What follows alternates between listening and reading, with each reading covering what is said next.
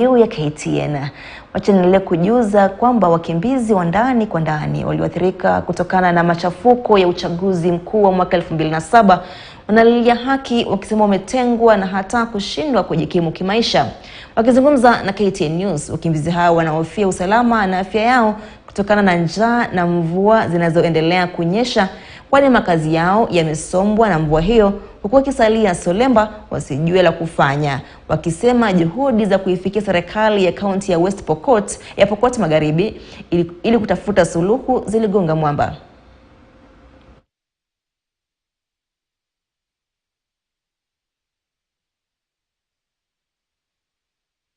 Mimi nilikuja hapa mwaka wa 92 na tuliishi hapo Kapsurum wakati wa clashes, tukafukuzwa tukakuja tauni hii. Na tulipokuja tauni hii tumekaa hapa mpaka tumezaa watoto hapa. Sasa hizi vile mvua inanyesha hivi hatuna pesa ya shule. Wanafukuza watoto shule, hata kijana wangu angetakana afanye form 4 amefukuzwa, sasa hizi yako nyumbani. Niko na primary hapa, maisha yamekuwa ngumu, kukula ni ngumu. Tunafukuzwa kwa nyumba ya watu, kulipa ni ngumu. Na watu wa hapa hawawezi kumudu kupata shilingi 200. Sasa inabidi watu wanalala mpaka njaa. Sio vile watoto wamekaa huku. Wamekaa wanatapatapa, hakuna chakula, hakuna nini. Sasa tungeomba serikali kama ingeweza kukumbuka watoto kama hawa.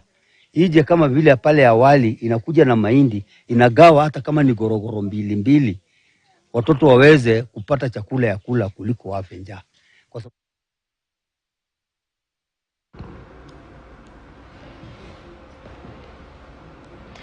wakazi wa mtaa wa Old Town jijini Mombasa wameelekea katika afisi za kampuni ya usambazaji maji ya Muwasco kulalamikia ukosefu wa maji kwa takriban miezi 6 sasa. Wakiongozwa na Alawi Abzain, wakazi hao wanasema mara kwa mara kampuni hiyo imekuwa ikitoa sababu mbalimbali zinazosababisha mtaa huo kukosa maji, ili hali mitaa mingine imekuwa ikisambaziwa maji. Abzain amebainisha kwamba analazimika kununua maji kwa wauza maji binafsi kwa bei ghali kila siku, wakitumia takriban shilingi 1000. Hata hivyo, mkurugenzi mkuu wa kitengo cha uhandisi cha Muwasco, Timothy Mugo, amesema kwamba kwa muda wa miezi kadhaa kaunti hiyo imekuwa ikipata viwango vya chini vya maji kufuatia makali ya ukame ambao umekuwa ukishuhudiwa nchini. Mtambo unaitwa Balicho na huo mtambo pia unatumia stima. Kuna maji nyingine inatoka kaunti ya Taita Taveta inaitwa Mzima Springs.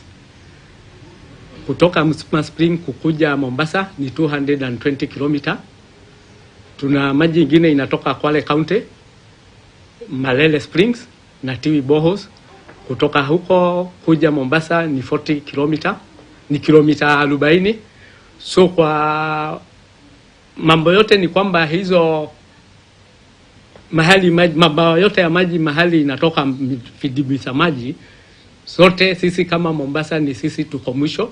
So inategemea wale watu wako kwa hizo mabomba ya maji ni wakunywe, ni kama sisi tunapata ile kidogo imebaki.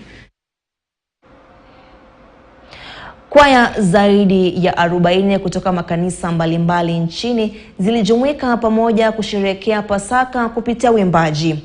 Chini ya kanisa la Friends Church Quakers, waimbaji hao walitumia fursa hiyo kutangaza umoja na mshikamano wa taifa bila kujali misingi ya kabila wala dini.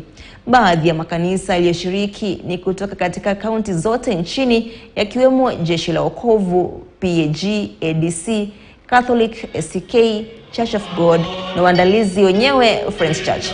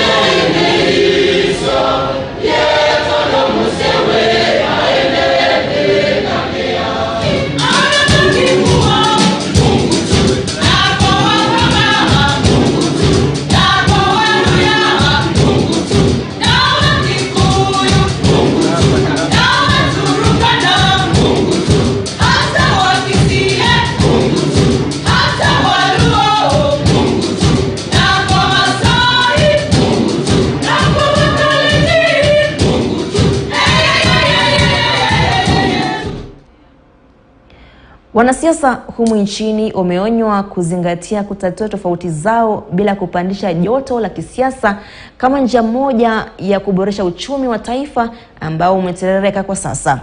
Kufuatia mvutano ulioko kati ya serikali ya Kenya Kwanza na uongozi wa upinzani kuhusu gharama ya juu ya maisha, masuala ya uchaguzi miongoni mwa mengine, Daktari Moses Mwangi ambaye ni mwanasiasa amesisitiza kuwa mazungumzo yanaweza kufanyika baina ya pande hizo mbili bila kuzua vurugu. Aidha ametaja kuwa Wakenya wa kawaida wameathirika zaidi kwa kupoteza biashara zao wanazotegemea ili kujikimu kimaisha.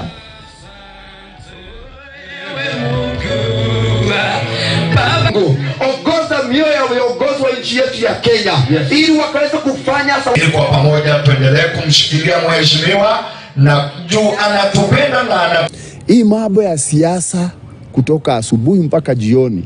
Kuna wale wa upinzani siasa, serikali siasa. Hiyo vita tunaomba sisi tukiwa wa Kenya watulize ball ili mambo ya siasa iwekwe kando. Na kwa hivyo ile kamati walisema wataunda kutoka Azimio na kutoka serikali, tunaomba iundwe mara moja na watu waanze kuzungumza, tutatue shida ya Kenya tukiwa wa Kenya sisi zote. Kwa nini tuanze project mpya na tuko na shida ya pesa na tuko na madeni? Si kwanza ni tuache project ili kwanza tuangalie ya kwamba kila mfanyikazi wa serikali analipwa mshahara. Tuangalie ya kwamba hiyo madeni inalipwa. Kwa hivyo ni vizuri tuangalie priorities ile ambayo inaweza kusaidia wananchi wetu. Idara ya upelelezi ya DCI imeanzisha uchunguzi dhidi ya mauaji ya mwanaume mmoja katika kijiji cha Kiangwi, kaunti ya Lamu. Uchunguzi huo unajiri baada ya Hassan Omar mwenye umri wa miaka 23 kudaiwa kuaga dunia mikononi mwa afisa wa polisi baada ya kuadhibiwa kupita kiasi. Akithibitisha kisa hicho, kamanda wa polisi eneo la Lamu Mashariki Frederick Kuter amearifu kwamba idara ya DCI inaendeleza uchunguzi kubaini chanzo cha kifo cha mwanaume huyo. Aidha, afisa wa shirika la kutetea haki za kibinadamu la Muhuri kaunti ya Lamu Mohamed Skanda ametaka jamii hiyo kudumisha amani na kushirikiana na idara ya usalama wakati huu uchunguzi unapoendelea. Hiki kifo hatukitarajia, wala mtu hatarajii kifo, lakini tunaomba sisi na wenzetu ambao tuko hapa tuna ushirikiano, na hatujui si watu wote waliofanya kisa kama kile, pengine ni wawili. Tunaomba lolote ambalo litafanyika haki itendeke tu, ndio ambalo tunaomba. Ile ukweli ambao iko, yoyote ambaye amehusika atabeba msalaba. Hiyo ni kitu ambacho tunataka kuashua hii jamii. Na pili, kitu ambacho kinafaa kuwa ni cha amani, si ndio? Kwa sababu hatutaki kupoteza maisha ya mwingine kama tayari kuna moja imepotea. Kwa hivyo tuachie security ifanye uchunguzi wao. Na pia vitengo vya usalama sisi tumefurahi kuwa wako hapa na wao pia watatusaidia. Kama kuna makosa mmoja wao amefanya, basi tukubali sheria ichukue mkondo wake. We are here today to piece up an incident in which a 23 years old Hassan Omar lost his life in a very unclear circumstances. Already as we speak, we've gotten some leads from members of the public and the government officials who are on the ground. And we've already commenced our investigation and an inquiry is already going on. Naam, Rais William Ruto hii leo ameongoza mkutano wa bunge kutoka muungano wa Kenya Kwanza, ambapo kikosi cha wabunge 7 kilichaguliwa kuketi kwenye kamati ya watu 14 kufanya mazungumzo kati ya Kenya Kwanza na mrengo wa Azimio. Waliochaguliwa kutoka upande wa Kenya Kwanza ni mbunge wa Eldas Adan Kinan, seneta wa Kakamega Boni Khalwale na seneta wa Tharaka Nithi George Muragara. Wengine ni seneta wateule Esi Mwengi Mtuse wa Kibwezi West, Lydia Haika wa Taita Taveta na Hilary Sigei wa Bomet. Meeting held today, 11th April 2023. the Kenya Kwanzaa Parliamentary Group, our PG, met this morning under the chairmanship of President William Ruto, who is also the party leader of the Kenya Kwanzaa Alliance. Noting the President's address to the nation on 2nd of April 2023 that called for a parliamentary bipartisan process on the reconstitution of the IEBC selection panel, the PG this morning resolves as follows. 1, the parliamentary group agreed with the President on the need to govern the country in accordance with the Constitution and the rule of law. 2, appreciating that the Constitution of Kenya gives Parliament the singular mandate of resolving all issues that are of concern to the people of Kenya. The parliamentary group meeting agreed with the President on a parliamentary bipartisan approach in resolving such matters. Consequently, the PG nominates the following members to lead our team in this process. 1, the Honorable Boni Khalwale, Senator Kakamega. 2, the Honorable George Murugara, the Member of Parliament, Tharaka. 3, Honorable Senator Essie Okenyuri, nominated Senator. 4, the Honorable Mwengi Mutuse, Member of Parliament, Kibwezi West. 5, the Honorable Lydia Haika, Women Representative, Taita Taveta. 6, the Honorable Senator Hilary Sigei, Senator Bomet County. And 7, the Honorable Adan Keinan, MP Eldas. The parliamentary group reaffirms our commitment to the rule of law and constitutionalism and appreciates the role of the opposition to oversight and criticize government. However, as a PG, we affirm our support to the efforts by the government on policies that are geared towards stabilizing our economy, lowering the cost of living, creating jobs, and creating jobs. I now invite the Leader of Majority in the Senate to read the other bits. Thank you. However, as a PG, we affirm our support to the efforts made by this government on policies that are geared towards stabilizing our economy, lowering the cost of living, creating jobs and incomes for majority of our people, and ensuring inclusive growth, because that is a contract that the Kenya Kwanzaa Alliance signed with the people of Kenya. As a PG also, we resist the attempts by the opposition to force or blackmail the government to implement failed policies of the last regime that drove the country into economic mess, including the corruption-ridden consumption subsidies, irresponsible borrowing, and gross fiscal mismanagement through the state capture. We particularly support the government's policy of subsidizing production rather than consumption, and the prudent fiscal management within a framework of managed debt levels. We are not refusing to take advice. We will listen to every Kenyan, but we find it rather difficult to take advice from the very people that put us in the mess we are in today. In reaffirming our commitment to the dictates of the Constitution and the rule of law, this PG today has directed our team nominated in this bipartisan process to strictly adhere to our Constitution and the established laws of the land in addressing the reconstitution of the IEBC panel, as was communicated by His Excellency the President on Sunday, the 2nd of April 2023. Finally, we equally call upon our colleagues in the opposition to adhere to the rule of law and constitutionalism and pursue all issues of concern through established institutions under our Constitution. We thank you. We'll appreciate maybe if there are 1 or 2 questions, then we can call it a day. Na kando na masuala ya siasa, wanasayansi sasa wanaonya huenda baadhi ya miji mikuu na viumbe katika bara la Afrika ikazama ama kuangamia kutokana na ongezeko la viwango vya joto inayoletwa na mabadiliko ya hali ya anga. Na sasa wanahoji kwamba hatua mbadala zinafaa kuchukuliwa. Hezron Kimari ana mengi zaidi. Some towns like I say Mombasa, you take Lagos, Cotonou in Benin in West Africa, Abidjan, Dakar in Senegal, all these countries, all these towns, big towns may disappear.